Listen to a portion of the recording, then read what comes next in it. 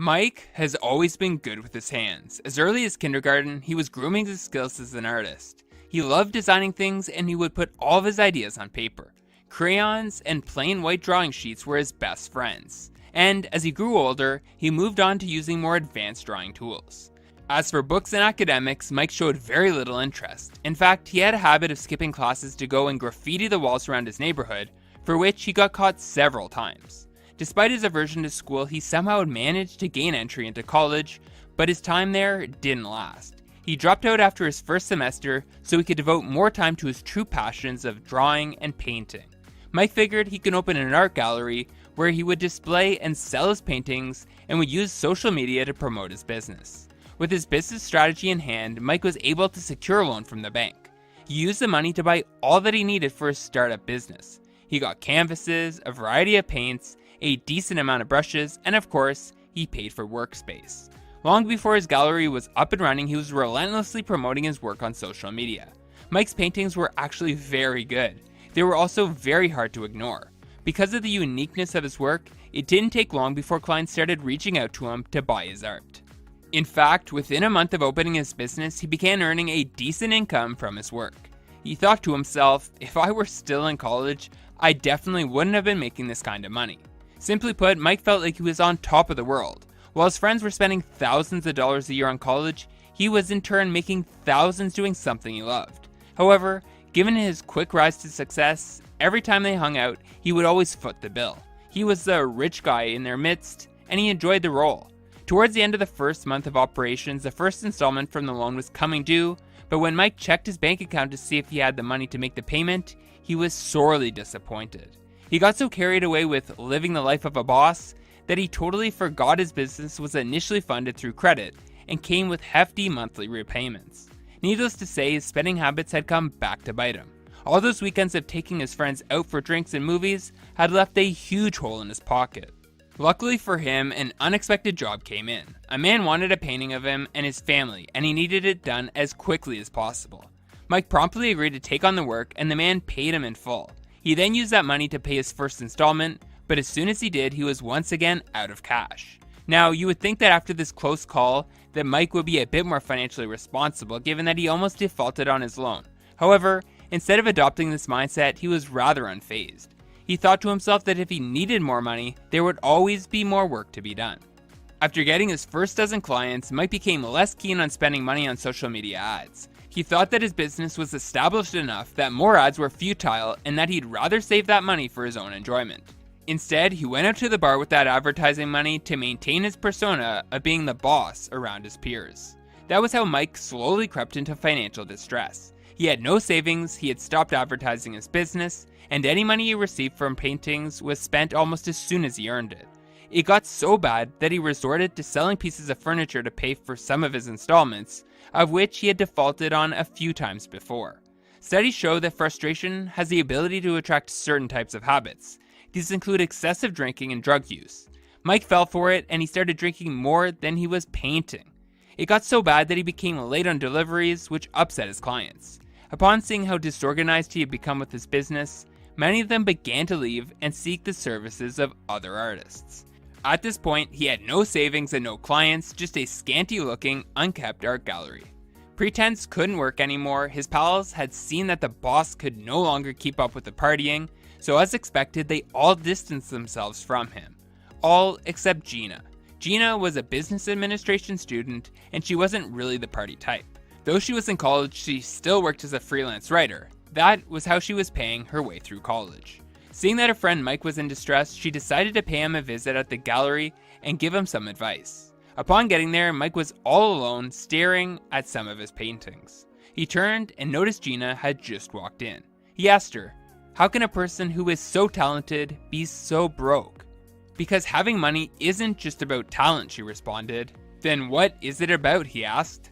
"Mike, I don't have the kind of artistry you have, and what I charge for my writing isn't even close to what you charge for your paintings. But I bet I have more money saved than you, and I am not in any form of debt. So you see, it's not just about talent." "Have you read The Richest Man in Babylon?" she asked. "Are you aware of the 7 cures for a lean purse?" Gina told him that she had read the book in the past, and that she now listens to it on a regular basis with the free copy she got through Audible.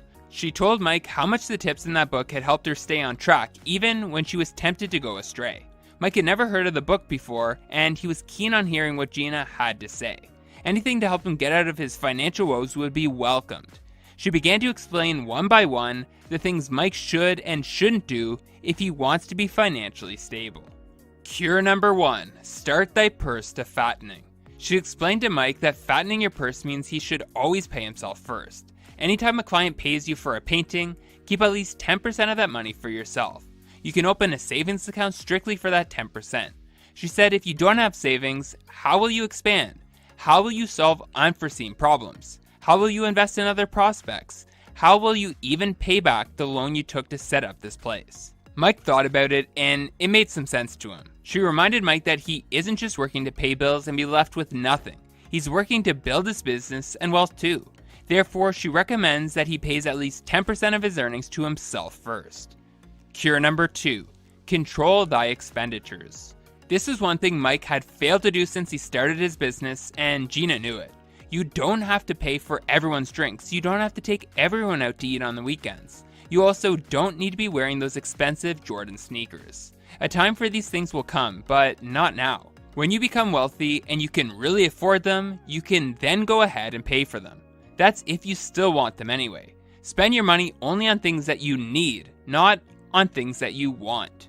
The term necessary expenses is just a myth, or a cheap excuse to spend carelessly. If you were earning $1,000 a month, wouldn't you keep your spending within that bracket?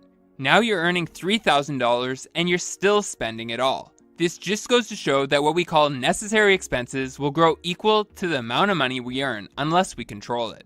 The better you can control your spending, the more money you can save, and the more money you will have to expand and invest. Cure number 3, make thy gold multiply. This means taking some of that saved up money and tasking it to work for you. You do this by investing it in a profitable business venture. Gina explained to Mike that all the money he had spent over the months impressing his peers could have been invested in something tangible. It could be stock, it could be real estate, or even his pre-existing business. Expansion is also key to building wealth in the short and the long run, but only if you invest in ventures that guarantee returns. Cure number 4, guard thy treasures from loss. Along the line, people will bring you business offers that promise outrageous and unrealistic returns. They will sound too good to be true, and they will do all they can to convince you to invest. Turn a blind eye and a deaf ear to such proposals. There is no easy business, and money doesn't triple itself overnight. Such investments can cause you to lose all you've worked for. Also, when investing in a business, make sure you study it as much as you can before you put $1 into it. Do your market research, understand the dynamics of the business, learn how it works, know how it is regulated in your country or state, and make your investment decisions according to your findings. You could also speak with an expert in that field so they can give you tips and extra information you may have missed on your own. Their personal experiences in that particular business could also be helpful. If you invest in a business you don't understand, your money is as good as lost. Cure number 5, make of thy dwelling a profitable investment. This means you should invest in owning your own home. It beats paying rent every single year of your life. The problem with rent is this: after years and years of paying rent, you will have absolutely nothing to show for it. When your rent expires, you will have to pay again or get evicted. The money spent paying rent can be better used to pay mortgage installments, and before you know it, you will have fully paid for your house. Having your own house also helps keep you at peace. You can think and plan better when you're in the comfort of your own home. Your family will enjoy it too. Cure number 6, ensure a future income. You can't stay young forever. A time will come when you can no longer deal with the rigors of work and you just have to relax and enjoy your old age. However, being old doesn't mean you will live expense-free, and it's for this reason that you have to ensure you will still have a source of income when you've grown older. You should take up life and disability income insurance policies today. Retirement savings accounts, pensions, and annuities are also things to consider. Cure number 7, increase thy ability to earn. Another way to ensure your wallet never gets lean is to increase your earning power. The more money you make, the more you will have in savings. It's a no-brainer. Gina explained that you can increase your earning ability in 2 ways. The first is by being more passionate about what you do and putting your back into it. Determination will make you put in more hours and more thought into your business. This will lead to only positive results. As the saying goes, hard work pays. The second way to increase your earning ability is by learning a new skill or improving on the skills you already have. The more services you can offer people, the more you can earn.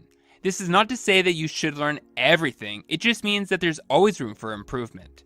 With that advice in hand, Mike dramatically turned around his financial life, but it would have never happened without the help of Gina and the 7 cures for a lean purse. Thanks for watching. If you want to go from the life you have to the life you deserve, then hit the subscribe button now.